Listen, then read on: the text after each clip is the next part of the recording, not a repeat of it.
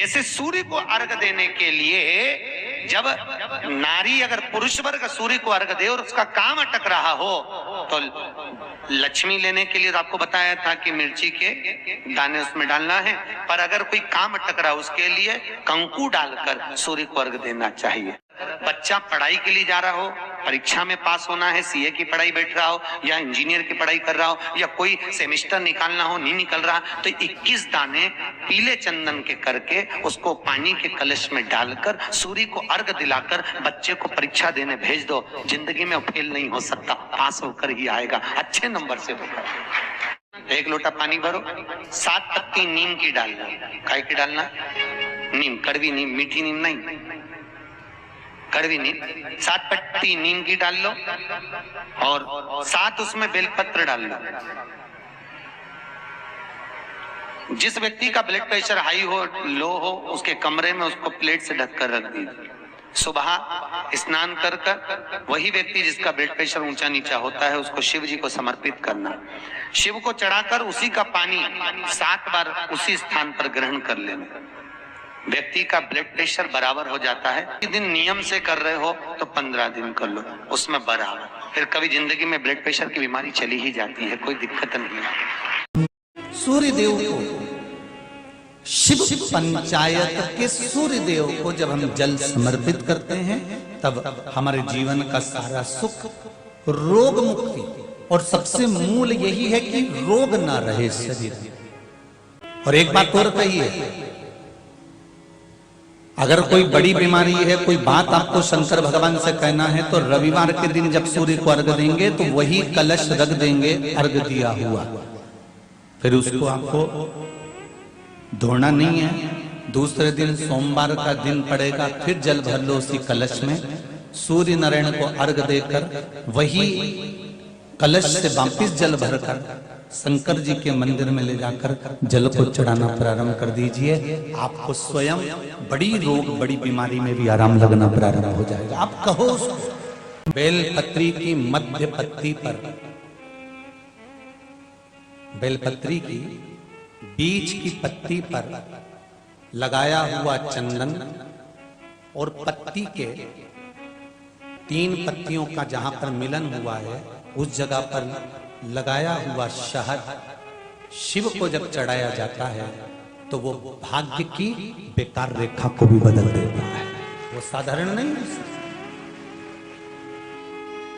कई माताओं की आदत होती है, जब शंकर भगवान को बेलपत्र चढ़ाती है तो उस बेलपत्र पर ओम लिख देती है या चंदन लगा देती है या बीच पत्ती पर थोड़ा सा कुछ भी लगाएगी, भले चावल का दाना लगाएगी, भले वो चंदन लगाएगी, भले वो अष्टगंध लगाएगी, गुलाल लगा देगी, अबीर लगा देगी, कुछ भी लगाकर उस जगह पर लगाकर फिर भगवान को चढ़ा। वो व्यक्ति जो भगवान शंकर को बेलपत्र जब समर्पित करता है और बीच की पत्ती पर चंदन लगाकर मध्यस्थ जोड़कर शहद लगाकर शिव को जब समर्पित करता है तो उसका भाग्य कितना भी विपरीत चल रहा हो, उसकी किस्मत की रेखा कितनी भी विरोधी, कितनी भी विपरीत चल रही हो, वो अपने आप से लग जाती है, अपने आप से बच जाता है। उसको सुधारने के लिए कोई दूसरा नहीं आता। आप अपनी किस्मत को संवार सकते हो, आप अपनी किस्मत को संवारने में देरी नहीं कर सकते, आप स्वयं संवार सकते।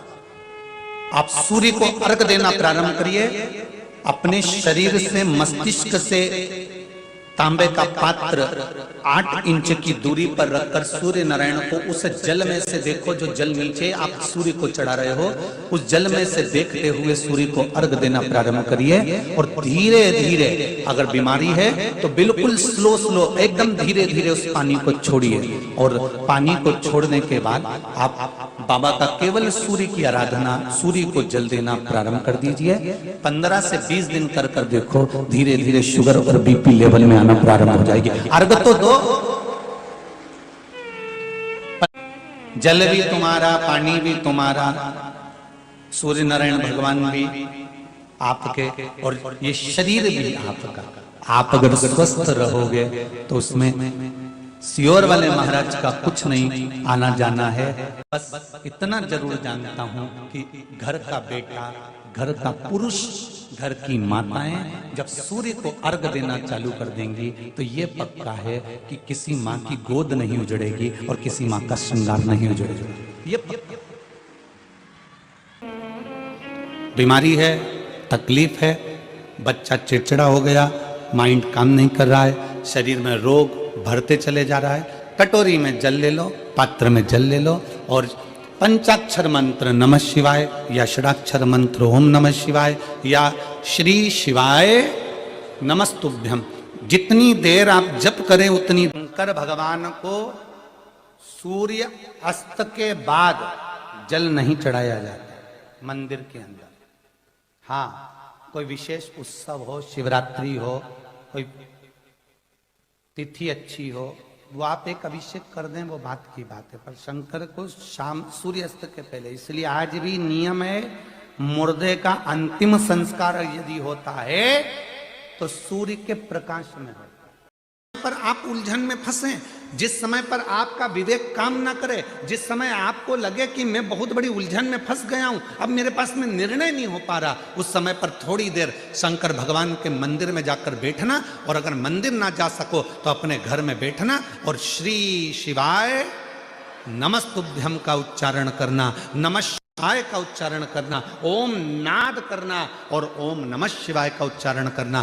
थोड़ी देर गहरी सांस लेकर ओम नमः शिवाय का उच्चारण करना। जब प्रारंभ करेंगे, नेत्र बंद रहेंगे, भुकुटी तनी रहेगी, उस समय पर शिव स्वयं तुम्हारी बुद्धि में आकर विराजमान हो जाएगा। स्वयं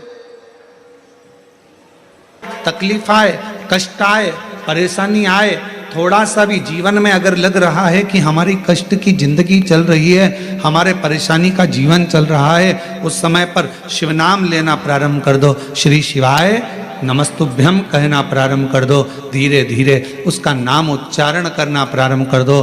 घर के दरवाजे पर श्री शिवाय नमस्तुभ्यम लिख दो, गाड़ी पर, बंगले पर, दुकान पर, जायदाद पर उसका नाम लिख दो कि अब हमारे बस का नहीं है, लोग हमको तकलीफ दे रहे हैं, कष्ट दे रहे हैं, अब दुनिया हमारे से नफरत कर रही है, पर मेरे बाबा तू मुझे निभा लेना। पूरी जमीन, जायदाद, मकान, गाड़ी, खुद सब कर श्री शिवाय नमस्तुभ्यम लिख दो, उसके सुप्रत कर दो। एक बहन ने एक पत्र लिखा था कल कि रुद्राक्ष क्यों पहना जाता है, तुलसी की माला क्यों पहनी जाती है। रुद्राक्ष पहनने का कारण क्या है, तुलसी की माला पहनने का कारण क्या है, क्यों रुद्राक्ष पहना जाए, क्यों तुलसी की माला पहनी जाए, उसका कारण क्या है। हम आपसे पूछते हैं, सब बोलना, एक कटोरी में शक्कर ले लो, ठीक है, उसमें तुलसी का थोड़ा सा दल डाल दो, क्या बन गया, जम के बोलो, प्रसाद बन गया। भोजन है, भोजन की थाली में जब तक तुलसी का दल नहीं डाला तब तक वो प्रसाद नहीं हुआ। तुलसी का एक पत्ता, थोड़ा सा दल भोजन की थाली में डल गया, क्या बन गया, प्रसाद। इतना बड़ा भगोना भरकर नुक्ति बनी है, सेव बना है, प्रसाद बना है, उसमें थोड़ा सा तुलसी का दल डाल दो, क्या बन गया, प्रसाद बन गया। अब शिव का प्रसाद कैसे बनता है, तो कहा भगवान के प्रसाद में जो सामग्री हो उसमें बेलपत्री डाल दीजिए, रुद्राक्ष का भाग उसके अंतर्गत, अर्थात भगवान शंकर स्वयं माँ महागौरी से कहते हैं, हे महागौरी, हे गौरी, हे महागौरी। जैसे तुलसी भोजन में डालने पर प्रसाद बन जाती है, उसी तरह संसार का मनुष्य जब किसी रुद्राक्ष को अपने गले में धारण करता है तो वो मेरे लिए प्रसाद बन जाता है, मेरा अपना बन जाता है, उसको मैं स्वीकार कर लेता हूं, वो मेरा अपना है। अब प्रसाद को आप लोग नाली में फेंकते हो क्या, प्रसाद को आप गटर में फेंकते हो क्या, प्रसाद को आप कहीं गलत जगह डालते हो क्या, नहीं, क्योंकि वो प्रसाद बन गया। गले में अगर रुद्राक्ष की माला आ गई, एक रुद्राक्ष तुम्हारे गले में लाल धागे में पड़ा हुआ है, तुलसी की माला तुम्हारे गले में पड़ी हुई है, आप भगवान का प्रसाद हो। अगर चलते फिरते मौत का किसका ठिकाना, मृत्यु का किसको भरोसा, कब प्राण छूट जाए। अगर हमारे गले में रुद्राक्ष पड़ा है, तुलसी की माला पड़ी है और हमारे प्राण छूट भी गए तो हम वो प्रसाद हैं कि हमें नरक में नहीं पटका जाएगा, गलत जगह पर नहीं पटका जाएगा, हमको श्रेष्ठ जगह पर रखा जाएगा। प्रसाद को नाली में नहीं डालते, प्रसाद को गटर में नहीं डालते। रुद्राक्ष पहनने वाला, तुलसी की माला धारण करने वाले को गलत जगह पर नहीं भेजा जाता, गलत जगह पर।